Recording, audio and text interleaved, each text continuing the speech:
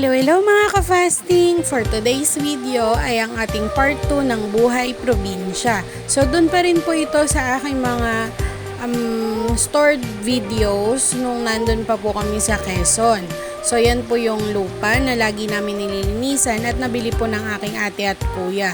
So dito po isina-update ko lang sila dun sa paglilinis po namin or pagtatabas namin or mower. Yung pagtawag po nila sa pagtatabas ng mga damo-damo no, sa lupa. So yan po yung mga naipon namin ng mga damo-damo. So for today ay ang ginagawa po namin dyan is sinipon namin sila at yan po yung parang bundok dyan na ng damo. Then kung hindi po sila basa, pwede po namin silaban.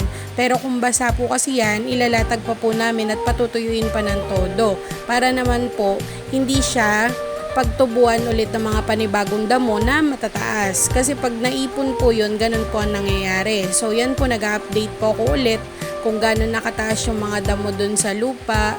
And then syempre, araw-araw din po halos ay tinitignan namin kung kamusta na po yung mga tanim namin dyang niyog. So yan pong video na yan ay wala pa po yung mga saging-saging. Pero mamaya po ipapakita ko sa inyo noong time na kami po ay nagtanim na at meron ng mga sagingan. So yan naman po ang video ng mga bata na taga doon din po sa Quezon. So mga namimiss ko na kayo. Shoutout sa inyo mga bata. And yan, so naglibot-libot sila dyan kasi nag-camping-camping kami keme. Nagtayo kami ng tent and nagbaon kami ng pagkain. So dyan kami nagstay, naglibot-libot sila, naglaro-laro kasi yan po yung panahon na nakapagtabas na kami kaya hindi na ganun kataas yung damo. So pwede silang maglakad-lakad, mag-ikot-ikot and then yan, naghanap sila dyan ng mga bayabas. So yan po yung mga bata po doon na naging ka-close na rin namin. So nakaka-miss din, no? So yan po, 'di ba? May baon kaming hotdog, tas diyan na rin po namin niluto. So nagano lang po kami niyan sa lupa. Naghanap kami ng mga pwedeng pamparingas and then yan, nakapagluto na po kami diyan. May hotdog po kaming dala niyan, burger, yung kanin, etc. Tapos, ito po yung video ng last dalaw namin noong December 2022. So, yan po yung time na medyo tumaas na ulit yung mga damo dahil medyo hindi na po kami masyadong nakapaglinis ulit after po nung mga panahon na nagbagyuhan. So, yan po yung time na dumalaw kami ulit para makita po yung sitwasyon ng mga halaman at mga tanim. So, dyan po sa nakikita nyo, meron na pong saging kasi nakapagtanim na po kami ng mga panahon na yan dahil December na po yan eh. Ang kasama ko po dyan is yung aking mudra. So, tinuturo ko po sa kanya, tinutur ko lang siya kung ano at gaano kalaki po yung lupa nila ate at kuya. And yan nga po, kailangan ko rin kasing i-update kung kamusta na rin po yung mga pananim namin. So yan, kasama ko po yan siya dyan nung December kasi dyan po siya Pasko sa amin ng time na yan or bago magpasko. Yan, basta ganyan po yan.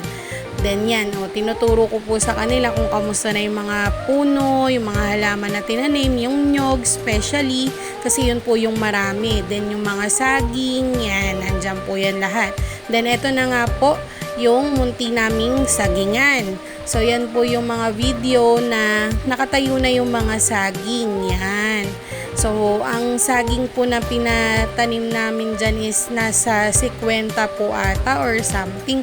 Kasi ang sabi nga po, yung saging is nagkakaroon pa siya ng another puno, 'di ba? Ibig sabihin po, yung isang puno lang na itatanim natin, maaaring maging 6 or hanggang 7.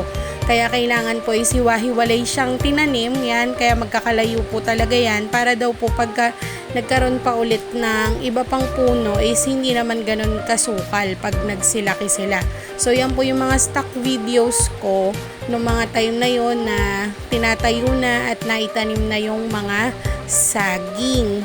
Yan. So hopefully pagka dumalaw po kami ulit dun sa Quezon is magaganda na siya at matatayog na talaga.